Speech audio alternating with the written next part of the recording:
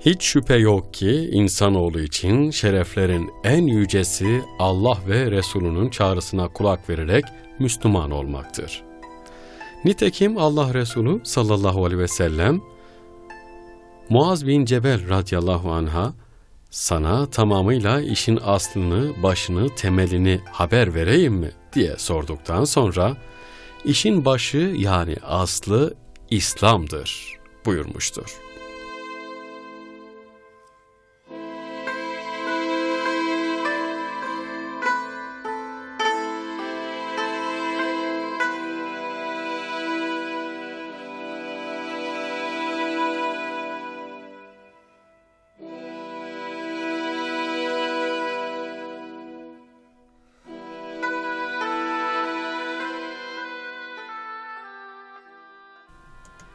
Yine ya Resulallah önce harp edeyim de sonra mı Müslüman olayım diye soran kişiye de önce Müslüman ol sonra savaş buyuran Peygamber Efendimiz sallallahu aleyhi ve sellem İslam'ın her işin başı olduğunu bildirmiştir.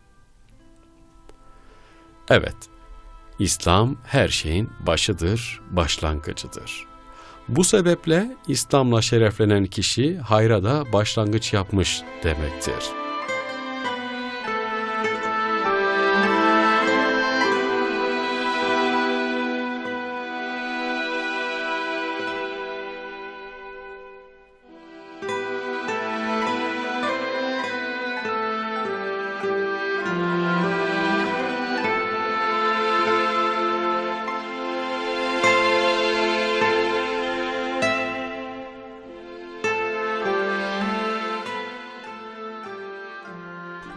Bu başlangıçtan sonra artık ayet-i kerimede de buyurulduğu gibi bir hayır yarışı başlamalıdır.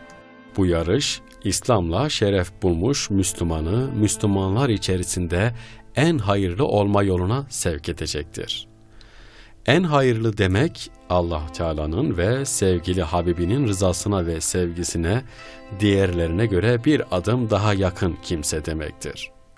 Müminlere hayırda yarışmaya teşvik eden Resulullah Efendimiz, zaman zaman müminler içerisinde en hayırlıların kimler olduğunu bildirerek bu yarışta ön saflarda yer almak isteyenlere ışık tutmuştur.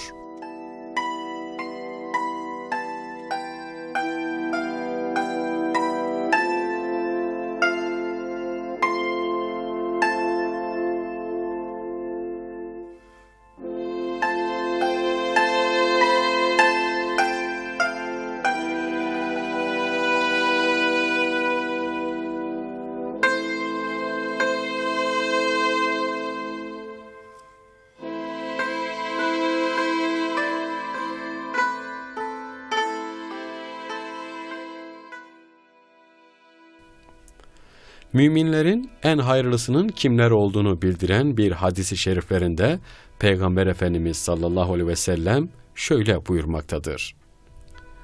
Sizin en hayırlınız Kur'an'ı öğrenen ve öğretenlerinizdir. Kelamın en hayırlısı Allah kelamı olan Kur'an-ı Kerim olduğuna göre insanların en hayırlısı da elbette ki Allah'ın kelamını öğrenenler ve öğretenlerdir. Nitekim selef alimlerimiz Kur'an okumayı ve öğretmeyi başka hiçbir şeye eş görmemişlerdir.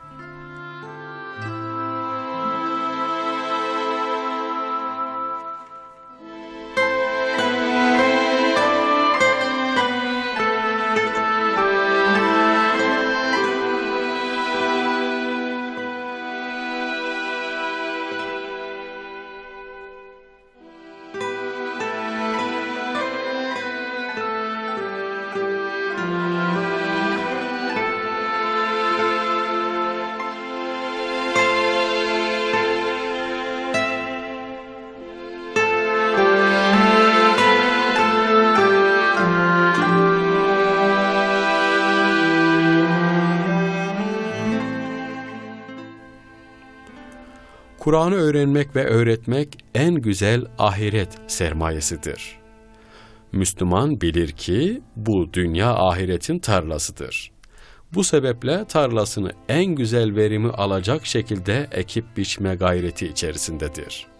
Bu gayretlerin en güzeli ve en semerelisi de hiç şüphesiz Kur'an ile meşgul olmak, onu öğrenmek ve öğretmektir. Kur'an'ı öğreniniz. Muhakkak o, kıyamet günü ehline ne güzel şefaatçidir buyuran sallallahu aleyhi ve sellem Efendimiz, bizlere kim Allah'ın kitabından bir ayet öğrenirse, kıyamet günü onu o ayet yüzüne gülerek karşılar müjdesini vermektedir.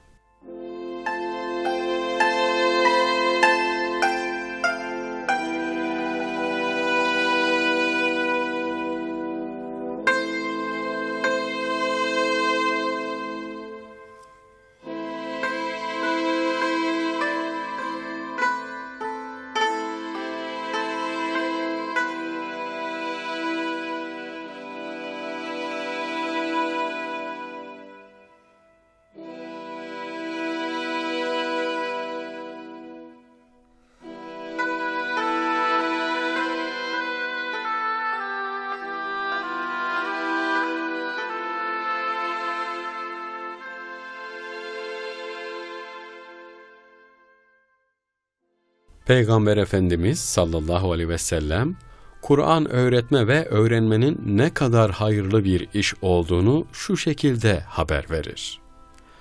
Şu Kur'an'ı öğreniniz. Şüphesiz onu okumakla her harfine bedel 10 sevapla mükafatlandırılırsınız. Bir sayfada ne kadar harfin olduğunu tahayyül edebilirsek, yaptığımız alışverişin de ne kadar karlı olduğunu daha net bir şekilde ortaya çıkacaktır. Resulullah sallallahu aleyhi ve sellem Efendimiz, Hazreti Ali radıyallahu anh'a şöyle demiştir. Ey Ali! Kur'an'ı öğren ve insanlara öğret. Senin için her harfine 10 hasene vardır. Eğer sen ölürsen şehit olarak ölürsün. Ya Ali! Kur'an'ı öğren ve insanlara öğret. Sen öldüğünde insanlar kabrini, Allah'ın evini ziyaret ettikleri gibi ziyaret ederler.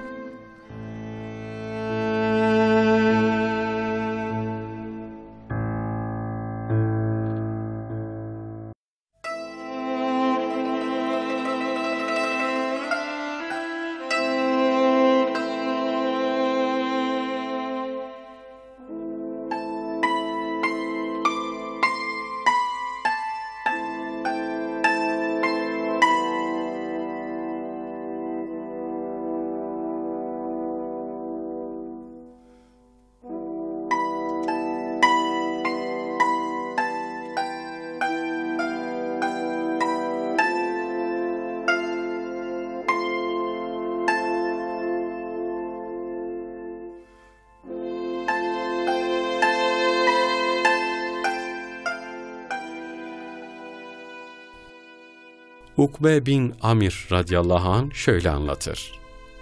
Biz Suffe'deyken Resulullah sallallahu aleyhi ve sellem dışarı çıkıp, sizden hanginiz her gün günah işlemeksizin ve akrabalık bağlarını koparmaksızın Buthana kadar yahut Akika kadar gidip oradan iri hörgüçlü 2 deve getirmeyi ister diye sordu. Biz de, biz isteriz ya Resulallah dedik.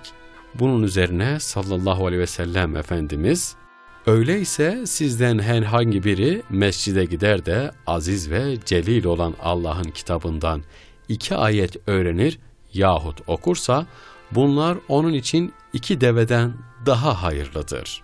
3 ayet onun için 3 deveden daha hayırlıdır. Öğreneceği 4 ayet onun için 4 deveden daha hayırlıdır. Bu ayetlerin sayıları aynı şekilde arttıkça o kadar deveden daha hayırlıdır buyurdular.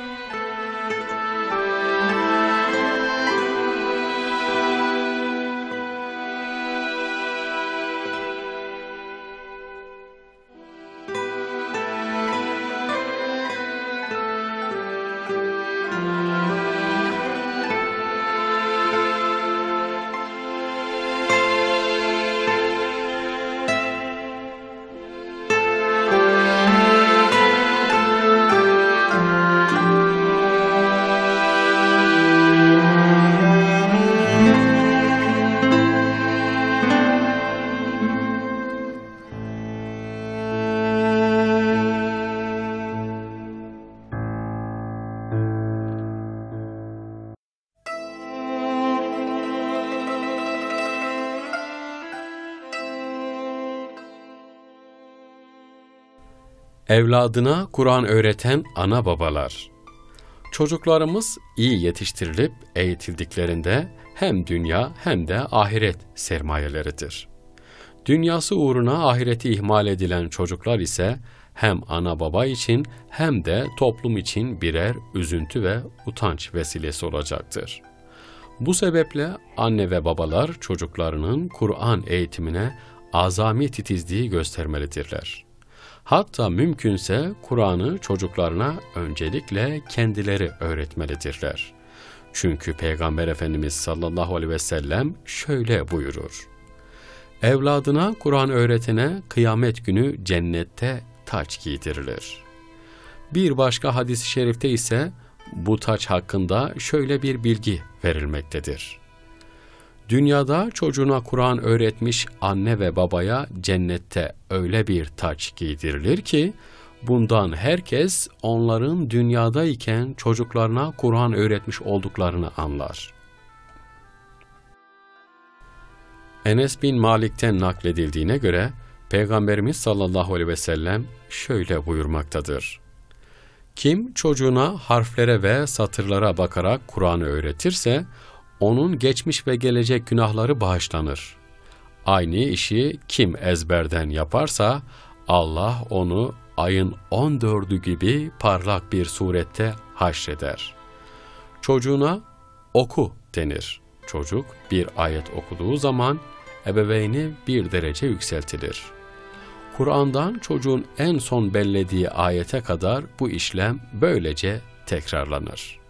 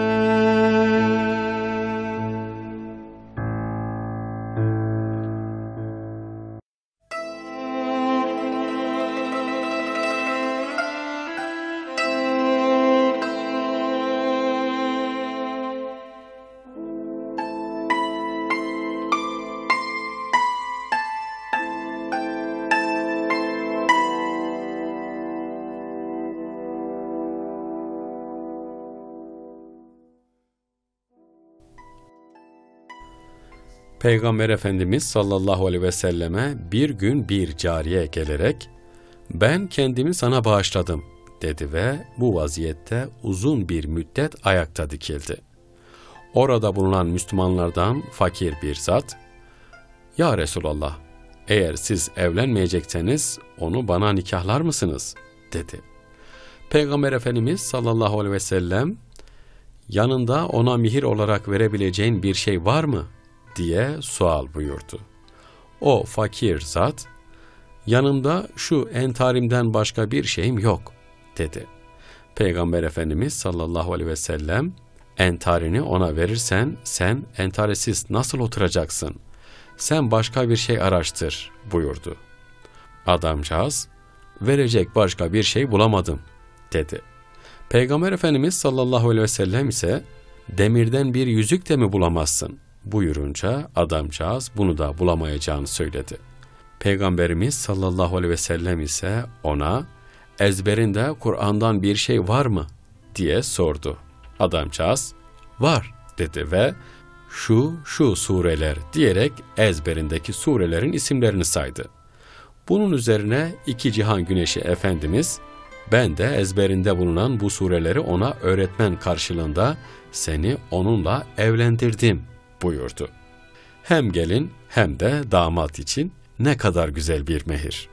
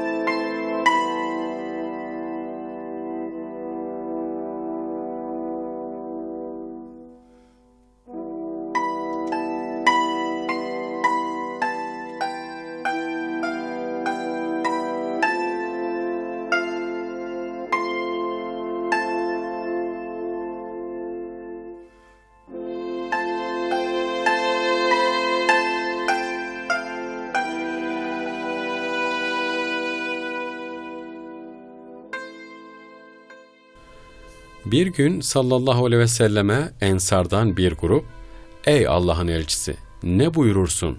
Bu gece Sabit bin Kays'ın evi parıldıyordu. Etrafı yıldızlar gibi idi," dediler. "Belki Bakara suresini okumuştur," buyurdu. Bunun üzerine Sabit bin Kays'e varılıp sorulduğunda, o Bakara suresini okudum dedi. Gerçekten Buhari'de de Useyd bin Hudayr radıyallahu anh hazretlerinin Bakara suresini okumasıyla sesine karanlıkta yavaş yavaş melekler inmiş olduğu rivayet edilmiştir. Ukbe bin Amr radıyallahu anh demiştir ki, Resulullah sallallahu aleyhi ve sellem veda haccında bize söz verdi de şöyle buyurdu: "Kur'an'a sımsıkı sarılın." Bir de Resul-i Ekrem Efendimiz'e insanlar içinde Kur'an okuması veya sesi en güzel olan kimsenin durumu sorulmuştu. O şöyle buyurdu: "Dilediğin zaman kendisinin Yüce Allah'tan korktuğuna inandığın kimsedir." Bununla Kur'an ve tefsir okumaktan maksadın ne olduğunu da anlamış oluyoruz. Ey Muhammed!